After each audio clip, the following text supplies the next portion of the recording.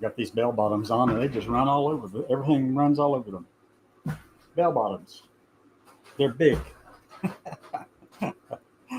Welcome to the Path Forward. This is Cassandra Williamson. I'm coming to you from a holler in eastern Kentucky, literally. It is in a little place called Hardy, which is in Pike County, which is near the West Virginia border, across the Tug River, stuff like that, right near Williamson and Maywan. Kind of go either direction from here in Hardy, Kentucky, and you can go.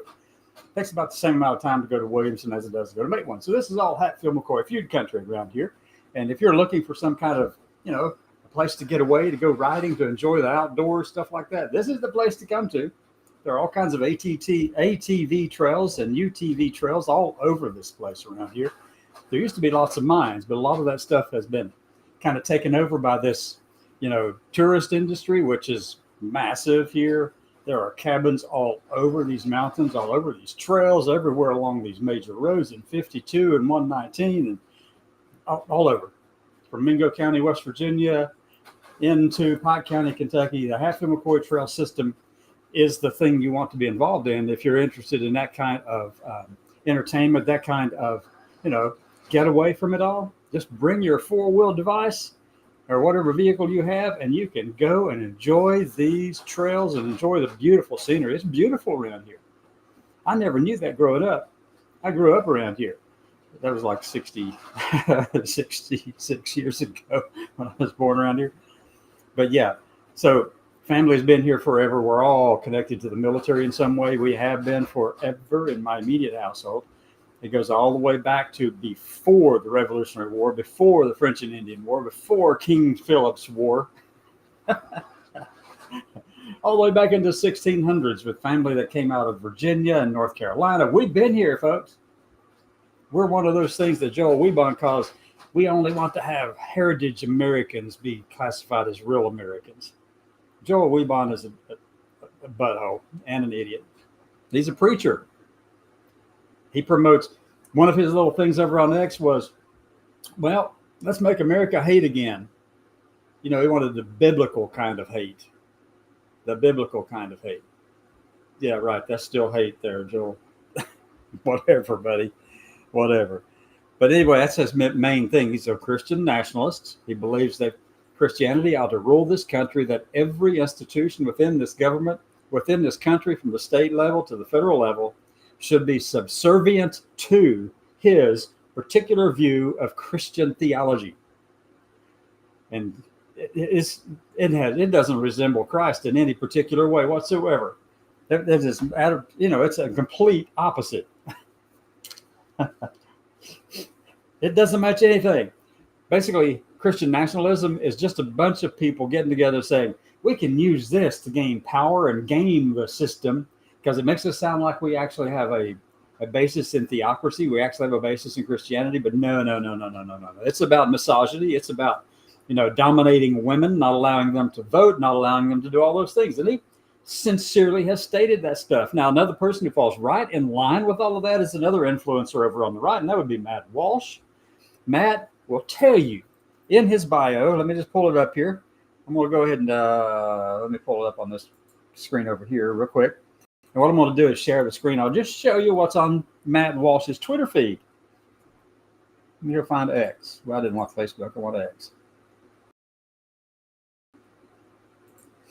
Oh, I'm the tech person as the talker. Whatever you want to call that. Hold on, too. So, here we go. Let me see. We didn't have a page one on there. Okay. So I got some talking points I want to go down through here in just a second too, but let me pull up this thing about it, because I want to show you the kind of people we're dealing with here. And these are the ones who are calling for the institutionalization of transgender people in the country. Yep. Probably haven't heard too much about that, have you? Well, Nancy Mace is talking about it, that crazy woman from South Carolina. Ronnie Jackson, who had his Admiral star removed because of malfeasance and just poor everything. He was not a good doctor he was drunk all the time. So they demoted him to captain, but you know what happens under this administration, right? Oh, he was reinstated to his 1 star on the Admiral side of things because, he's such a sycophant and a brown noser, and got his whole head stuck up. Well, we'll just leave the sunshine part alone. I can tell you what it is. So let me go ahead and pull up. I want to go find Matt Walsh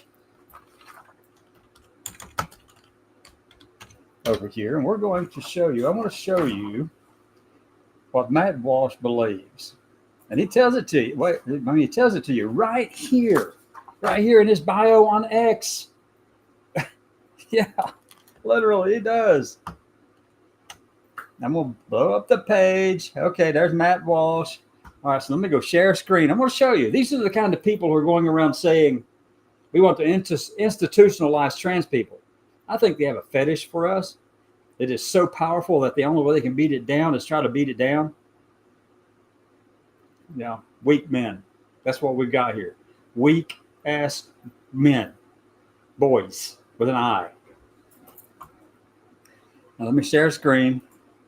I am going to share the screen of Matt Walsh. Here we go, share. All right. Welcome to the Matt Walsh Show. Here we are. He's on the Daily Wire and all that kind of stuff. But look down here, folks. Right here. Matt Walsh. Theocratic fascist. Best-selling children's author because he has so many kids. I guess he's got a lot of kids. World-renowned DEI consultant. He's opposed to DEI in every way, form, fashion. But if you nail him down, they throw DEI out there and they just kind of throw it as a catch-all phrase for all kinds of stuff. But if you say, so you're opposed to diversity, and diversity is a quantifiable thing in the world. Every person in every house has a diverse representation in the house. It's a quantifiable, measurable thing. It's not an ideology. Diversity simply is a fact. Like there are so many blacks, there's so many Asians, there's so many whites, there's Indians, Native Americans, there's, everybody. Those numbers are quantifiable. That's what diversity is. The challenge is when you start talking about the E and the I, the equity or the equality part of it. So you go around and go, so you're opposed to diversity, but there is diversity, whether you like it or not. And you're opposed to equality, or equity, because you are George Wallace standing in the door of Foster's Auditorium on June 11th of 1963, proclaiming segregation now, segregation tomorrow, and segregation forever. Yeah.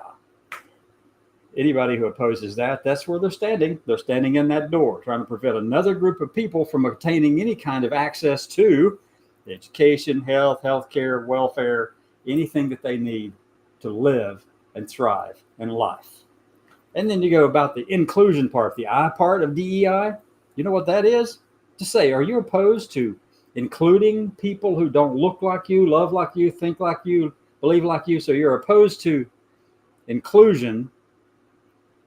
What is it about that you don't like? And they'll go, well, I'm a theocratic fascist over here. And am I a racist, Matt Walsh? I don't know if he's a racist or not. His words speak a lot, don't they? Yes, they do. Yes, they sure do. And we got a couple other people out here who are actually talking about all these kind of things. These are some very pernicious attacks upon transgender people in this country, all because of what Nancy Mace and Ronnie Jackson said. And there are other members in Congress who have said these kind of things over on the right-hand side. Let me stop sharing because, it's always good to have a face there, especially for me to look at, right? It's mine. I've seen it. I know what it looks like. That's who it is. So I just have a lot of fun with it. So I've got some notes right here. So these are talking points that I had my little friend Gemini make up for me. Gemini is pretty darn good at making up all this stuff. So the first one you got is Representative Ronnie Jackson, as reported by journalist Erin Reed of Erin in the Morning.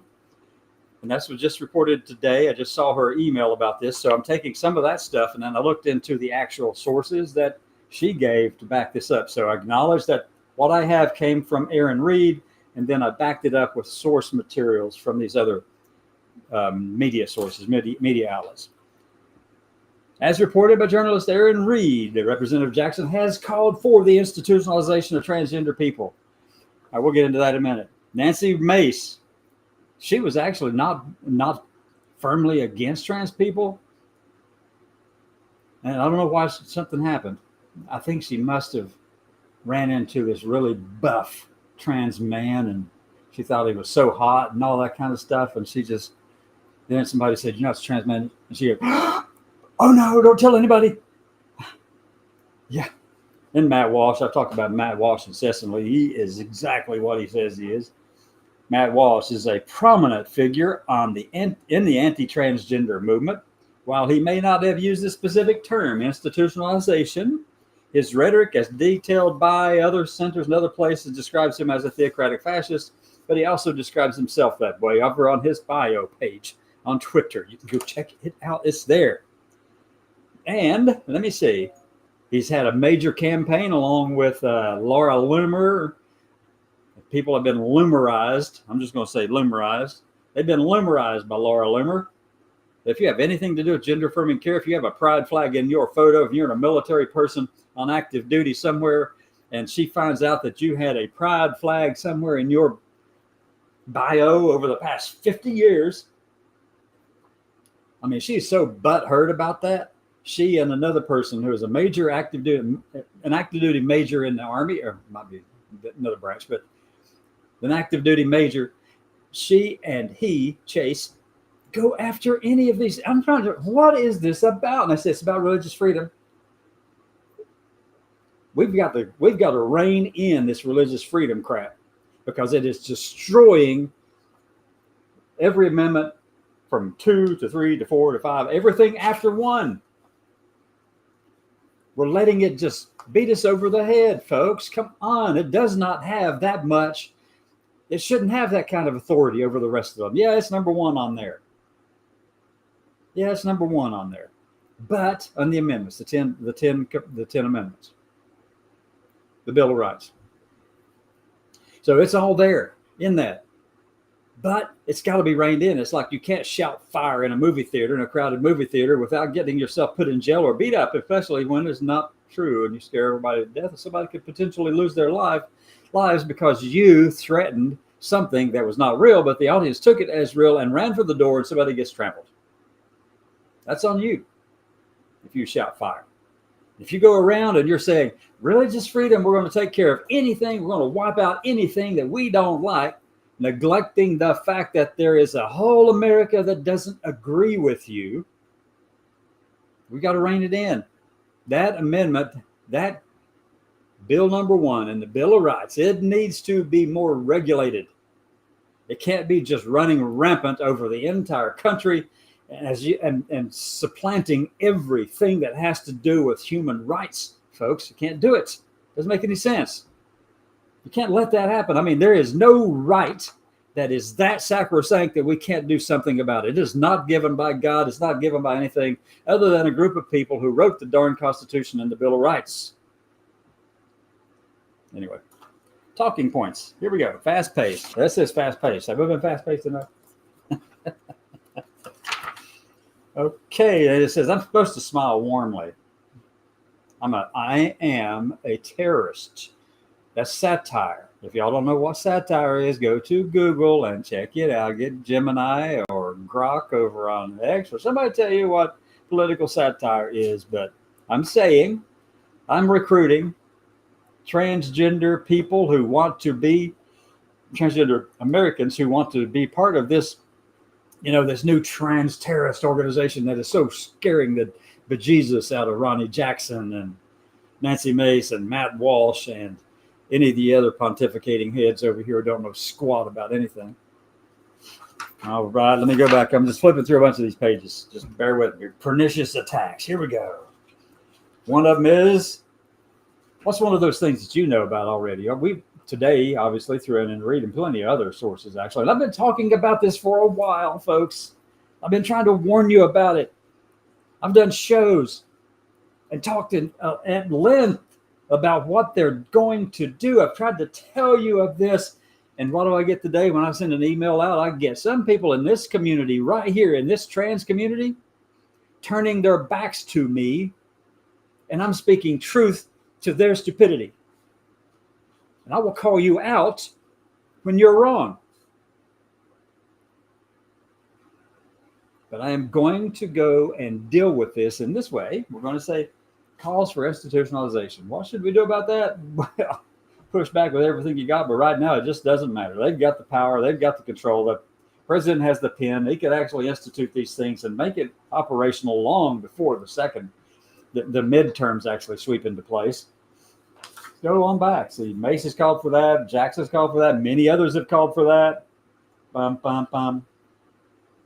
They're calling for the institutionalization of transgender people. And it goes beyond that, by the way. If you can go look at some of the sources on this thing, not only do they talk about institutionalizing trans people, but they are also talking about making sure you don't have access to the internet to be able to communicate with anybody else.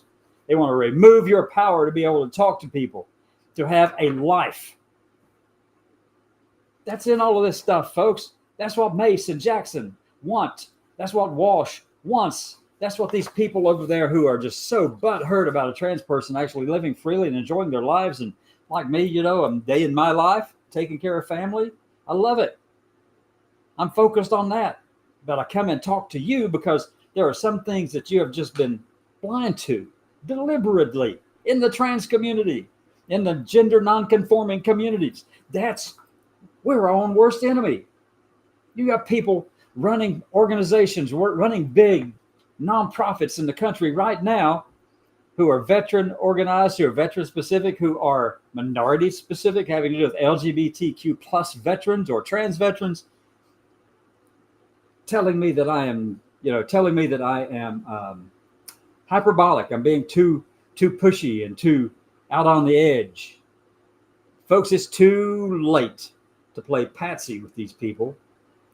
We can't play patsy with them because they want us in institutions. And for your 501c3, 501c4 nonprofit organizations, guess what? You better be counting the days. You better be preparing to disorganize at the national level because they are coming for you if you don't apply the civil rights laws from the 60s to your organization that is focused on caring for a particular subset of Americans.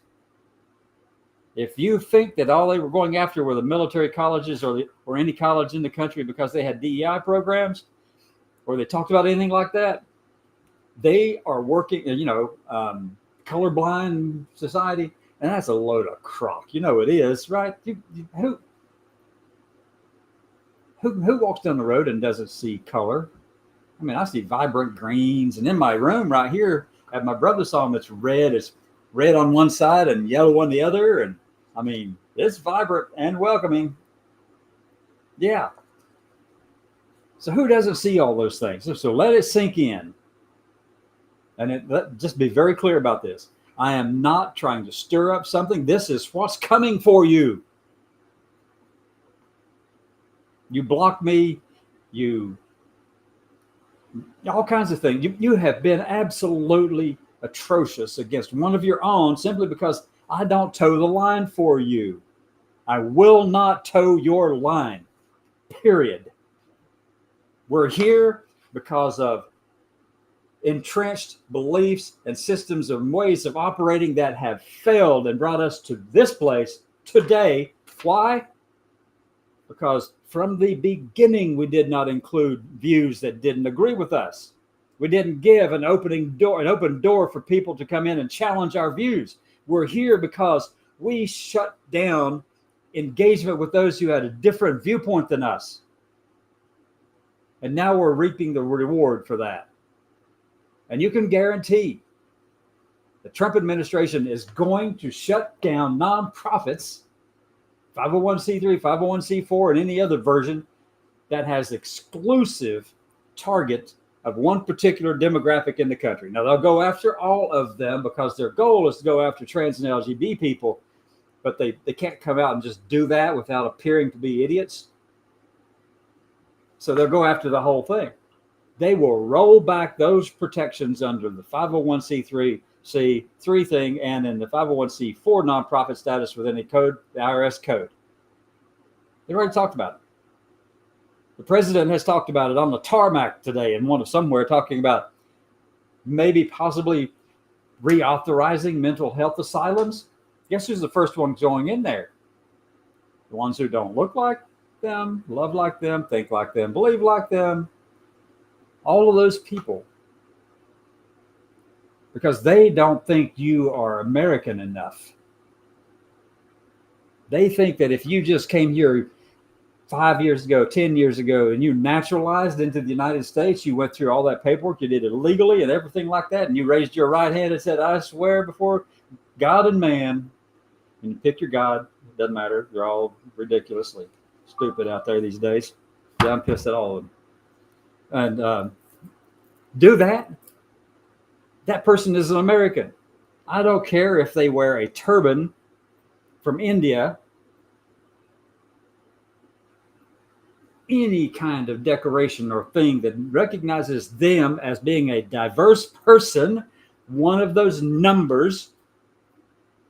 And then we want to make sure they're excluded because, we're not about inclusivity at all here, right? I mean, no. It took us forever just to let women vote. It took us forever just to let the Indians vote in the 1960s. Yeah. We have an opportunity to shape our country the way it ought to go. And then our founding fathers created a nightmare for us to fight through. I served for that Constitution. I served in defense of it. I served in defense of every American in this country. I don't care if you have been here since 1630 or if you came here yesterday and you're legally here. I don't care. You're an American. Period. I don't care what your beliefs are. I don't care how you present things in this world. I would love to have you kind of acclimate to things here in America. That would be nice. There are some cultures that allow for, in their culture, what for us appears to be child abuse and all kinds of stuff like that. No, don't bring that with you over here because it is definitely not going to happen here. I've seen it happen. I remember decades ago, 2 decades ago, stuff about that in Fort Worth, Texas, when I lived down around there. So listen, I haven't even got over here yet. Propaganda machine, amplifying figures like Matt Walsh, Daily Wire, What is a Woman, Transgender Woman. They portray us as being a threat to society, all these things. I mean, really, folks? We are, after all, the terrorists, right? We are the trans terrorists of America. Let me put it in parentheses right there. This is a satire thing, all right? I am not calling for anyone to be violent against anyone. What happened to Charlie Kirk, his assassination, was horrendous.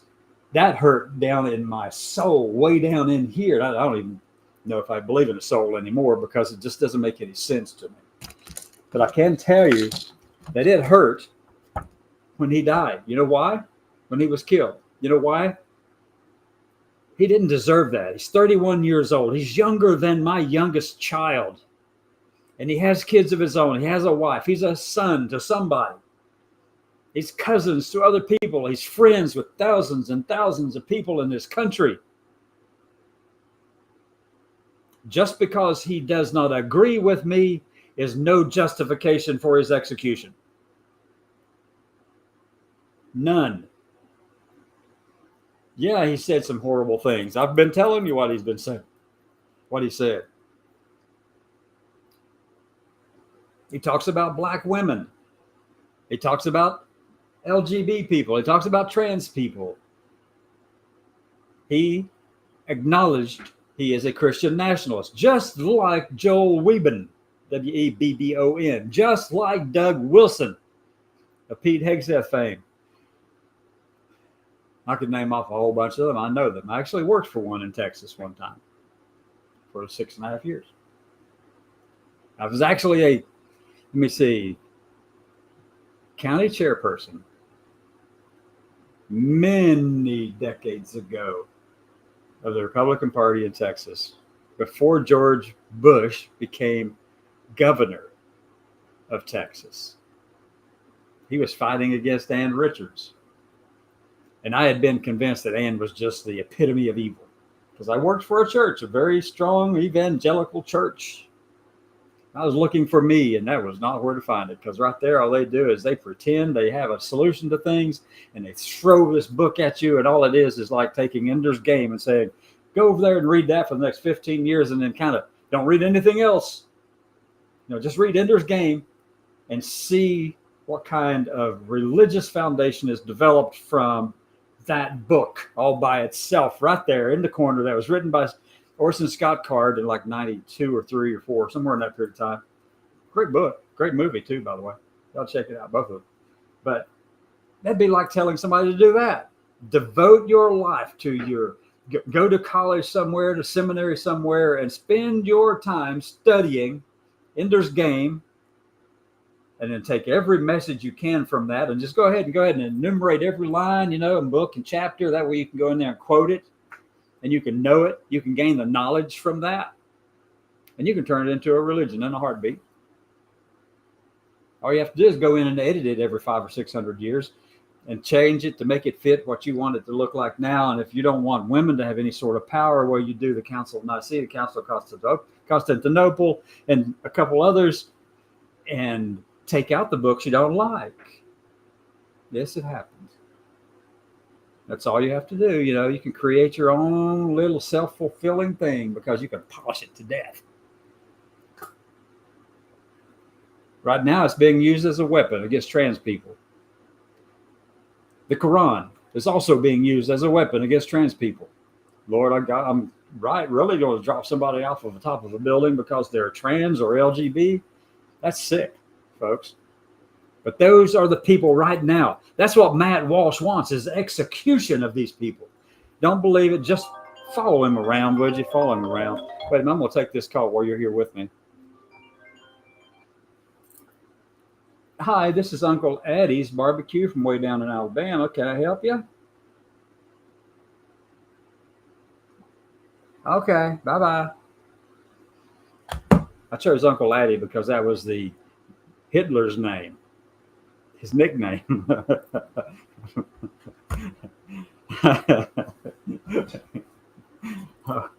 Jeez. Anyway, they still call. I just have fun with them like that. So this is a recruiting message. Let me see what else I got to talk about here. Why is this so dangerous? Okay. Legislative onslaught. Hateful rhetoric is not just talk, it's translating into real world harm. We are seeing a historic number of anti-trans bills all across the country. They've been doing it now for a decade or more.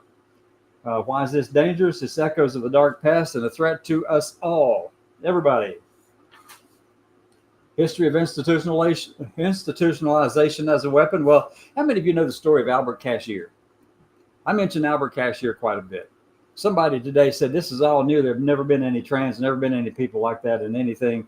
And I said, well, you obviously haven't a clue who Albert Cashier is, do you?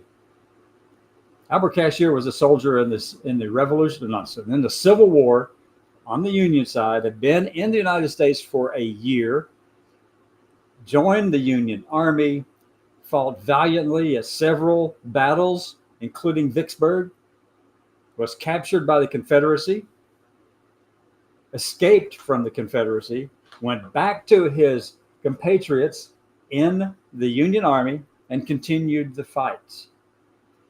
Upon release, upon the completion of that war, when the war was won by the North, which thank God they did, Albert Cashier received a pension at the conclusion of that war all the way up through his death, except for a brief period of time in the 1910s. Because in that period of time, he received his pension, he was in communication with all his friends, but around that period of time, something happened. He was involved in some kind of accident that put him in a hospital.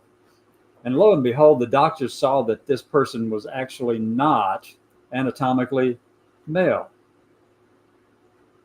You heard that right.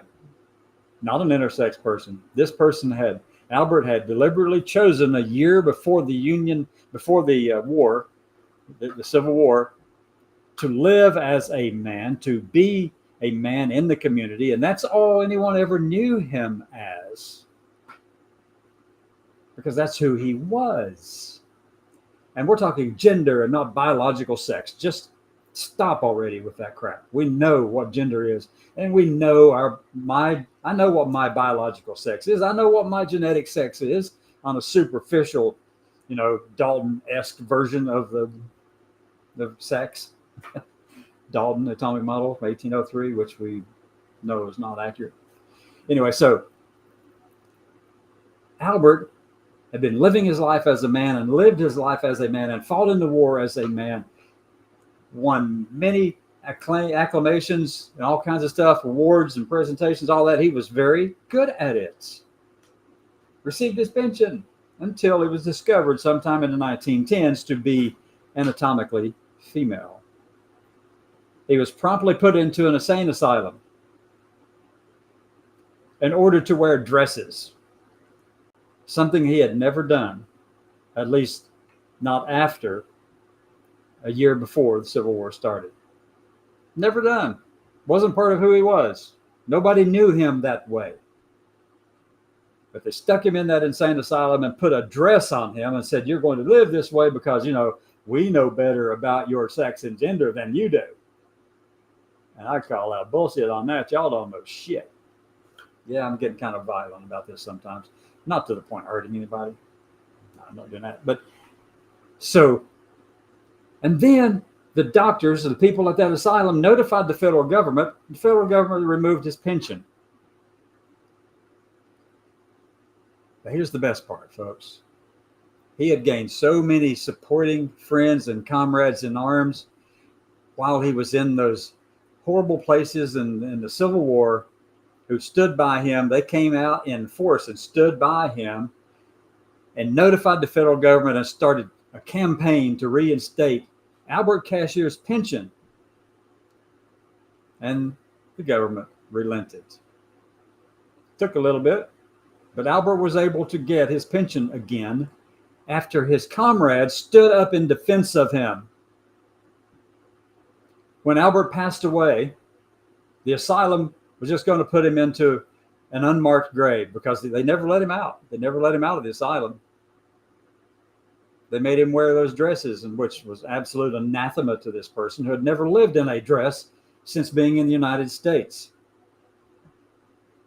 His friends got together, and all of his buddies from the war, from the Civil War, they got together and they created a monument for him that reflected his name, Albert Cashier, his rank, stuff like that, and that he had served in the Civil War for the Union. And they got a headstone, a marker with his name on it, and acknowledging him as being one of the soldiers who helped win that war, steadfastly fighting. So don't tell me trans people have just recently appeared on the scene. No, we haven't. The medical care we receive has been checked and tested and verified for almost 100 years, folks. 100 years. So yeah, I get a little bit livid about all that stuff. Let me see what else we got to talk about here. Why is it so dark? The darkness, okay. Mental health, threat to democracy. Yeah, that's what they all say. We're a threat to democracy. But the other big thing we're hearing after where people were ordered removed from the military, it's a threat to national security. And where have we heard that before? Oh, anytime there's somebody that they don't want around, like, let's just pick a movie recently. Hidden Figures. All those super intelligent black ladies had to fight just to get a bathroom near their place of work, had to fight to be heard and recognized, had to fight to have a seat at the table inside the spaces where decisions were being made for John Glenn. Had to fight for it. Struggle to get the right to be there. People were telling them that it is a national security threat. We can't have these people here. We don't trust them. But that came out of the 50s too. That was pretty endemic in the 50s. It sure was. It was all part and parcel of the whole thing. That's what the Lavender Scare was all about. McCarthyism and that whole bunch. They all decided to go after LGBT people and trans people. They weren't called that then. Transvestites or other names that were used for them. But they went after them saying, it's a national security threat. We can't have those people in here. We don't know how to deal with them, and they can be compromised by the enemy. More compromises occurred by the people who were not those populations then we're in those populations. Right? Excuse me. So anyway, I've been going on and on and on and on and on here because this stuff gets under my skin, and it really, I want it to get there. I want to be able to come on this show and tell you what I think about things without regard to whether you're in this community or not. If you're wrong, I will tell you. If I'm wrong, I will tell you. If they're wrong, I will tell them too. Equal opportunity going after people who are just screwed up and not listening. Whenever I see people are unsubscribing from my emails and my communications with people, simply because they don't want me to be seen and heard, or whatever it might be. I don't know, maybe they're jealous. I don't freaking know. Don't care. Run for the woods if you must, but I'm going to raise a stink about all this stuff, and I'm going to tell you that I'm creating a satirical transgender terrorist network. What do we want to call it? STTN or ATTNS? American Transgender Terrorist Network Satire. We'll just call it Attentions. ATTNS. I don't know, whatever. I'm just kidding with all of that. But I do think we need to be banding. Those of us who see this writing on the wall, who understand that we can actually use this as satire to push back against this kind of vileness that's sweeping across the country, make fun of them. Go make fun of them. They're making fun of us. Go make fun of them. Don't say stupid crap. Don't go out there and threaten their lives or their families' lives. Don't throw rocks at ICE vehicles and spit in police faces, or anything like that. Be a decent human being. Stand up for your rights. Be strong about it. Be demanding about it. Absolutely. But don't do these things that are going to put you on the front page of a news story over on the 5 on Fox News. You don't want to be there. You know why? They will use you as a weapon against the entire community because of the one little stupid thing you did.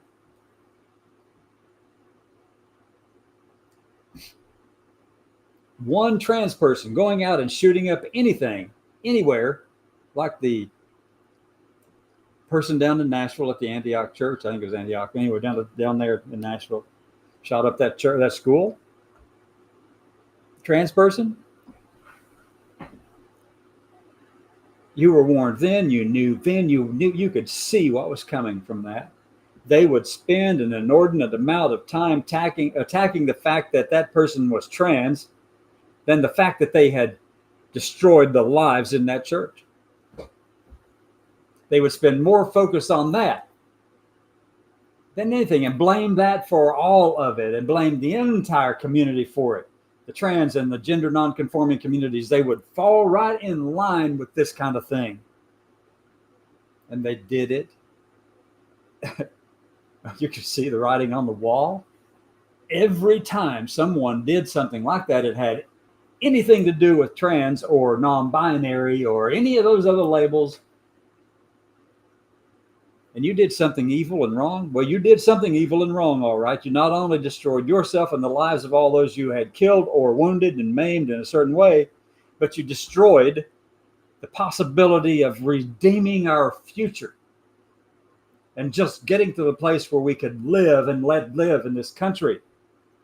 I would love to get to the place where all we have to deal with are, do I need to go ahead and fix the medicine, get it all ready for my mom and make sure she has supper, which I've got to do, and, make sure that I got to do a ton of laundry again. Because every time anybody in the house who has an issue or health issues or something, they use 3/4 of the towels and washcloths. So it's a constant battle. So, yeah. So this is the American Transgender Terrorist Network, satirically stated. If you want to join me and help me kind of push it back against all this kind of stuff, please do. Love to have you here with us.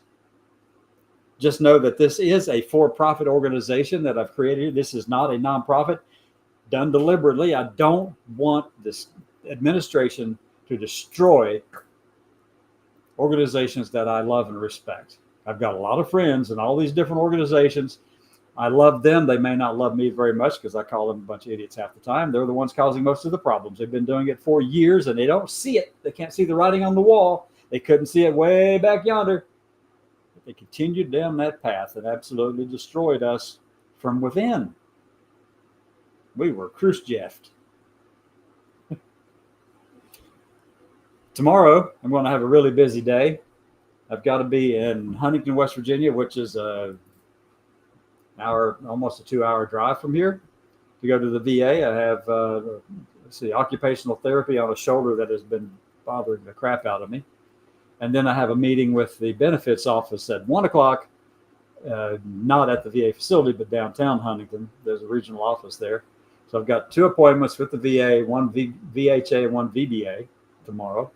I'm trying to make sure that my mom gets the benefits that Dad earned for her on her behalf, basically because he was in the Navy, and when he died in '97, he was also an atomic era veteran. And I'm glad that I don't glow in the dark. I'm very thankful for that. Just checking. But anyway, so tomorrow's busy. I'll be on the road a lot. I'll try to, I've set aside or tried to block out that time for the noonday show, Eastern time, noon Eastern tomorrow. Come in and enjoy the fun, listen in. I'll rant on about stuff all the time. I'll ask you to consider signing up if you're not already a member of the page of our website. If you're not there, please do. Please spread the word. Tell people, help me spread the word that America's transgender terrorist network we are dangerous. We are dangerous. Oh my God, are we ever? Speaking of that, I need to go fix the food. Well, I fixed the food already. I need to plate the food and clean up the kitchen and do the laundry. Yep. Y'all have a great day.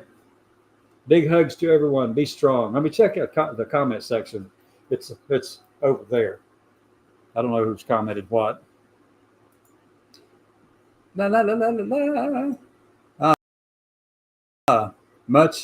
Must have missed. Yeah. Yeah. As far as I'm concerned, religious freedom equates to bigot freedom. Yeah, I agree with that too. And just because they only became aware of transgender people approximately 12 to 15 years ago, that's true. You're exactly right. That's when they recognized that we were here, not realizing that we've been here since they fell out of the darn tree in Eastern Africa. Yeah, you did. You sure did. I bet you bumped your head on the way down there, didn't you? Yeah, you hit that tree, hit that rock right down below there when you fell out of that tree and tried to stand upright. So I got to take this call as cousins. I lost a cousin the other day too.